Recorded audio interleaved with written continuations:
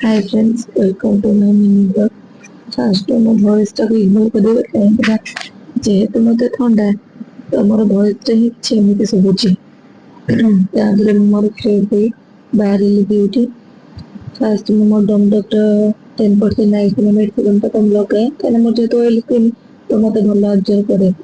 ତାପରେ ମୁଁ ସନସ୍କ୍ରିନ୍ ତ ଲୋଟସ୍ ୟୁଜ୍ କରେ, ଆଉ ଆଲୋଭେରା ଜେଲ୍, ମଶ୍ଚରାଇଜର ଆଉ ଯୋଉ ଟୋନରଟା ପରେ ପରେ ୟୁଜ୍ କରେ। ତା ଯେ ବି ମତେ ଭଲ ସେଥିରେ ରେଜଲ୍ଟ ମିଳୁଛି। ତାପରେ ମୁଁ ବାହାରି ଚାଲିଲି ଡ୍ୟୁଟି। ଦ୍ୱିପହରେ ଗୁପଚୁପ ଖାଇବାରେ ଲାଗିଗଲି। ଏଇଠି ମୋର ମନ ଦୁଃଖ କରୁଛି ଏଇଥିପାଇଁ ଯେ ମତେ ଘରକୁ ଛାଡି ନଥିଲେ। ତ ଏଇଟା ମୋର 8 ମାସର ସଞ୍ଚୟର ଖୁଣ୍ଟି। କାହିଁକି ନା ମତେ ଅଯଥାରେ ବି ସେମିତି ପଇସା ୱେଷ୍ଟ କରିବାର ହିଁ ନଥିଲା। ତ ତାପରେ ମୁଁ ମୋର ବାହାରି ବାପା ଯେହେତୁ ମତେ କହିଥିଲେ ଭଦ୍ରକରେ ଆସିଲା ବେଳେ ଚିକେନ ନେଇକି ଆସିବୁ, ତ ମୁଁ ଚିକେନ ନେଇ ପହଞ୍ଚିଗଲି ଘରେ। ଘରେ ଯାଇ ପହଞ୍ଚି ଧୋଇ ଧୋଇ ଆମ ଠାକୁର ଯିବେ, ତାପରେ ମୁଁ ଘରକୁ ଆସିବି ଏ ଆସିବନି, ଏଇଟା ତ କେବେ ହେଇ ହିଁ ପାରିବନି। ତାପରେ ଆମେ ଲାଗିଗଲୁ ମୋ ଖୁପି ଭାଙ୍ଗିବାରେ, କାହିଁକି ନା ଏଇଟା ମୋର 8 ମାସର ସଞ୍ଚୟର ପଇସା। ସେମିତିରେ ବି ମତେ ଅଯଥାରେ ପଇସା ୱେଷ୍ଟ କରିବାର ହିଁ ନାହିଁ, କାହିଁକିନା ପଇସାଟା ମୁଁ ନିଜେ ହିଁ ଇନକମ କରୁଛି। ତାପରେ ମୁଁ ଯାଇ ପହଞ୍ଚିଗଲି ଆମ ଚୁଇଁ ପାଖରେ।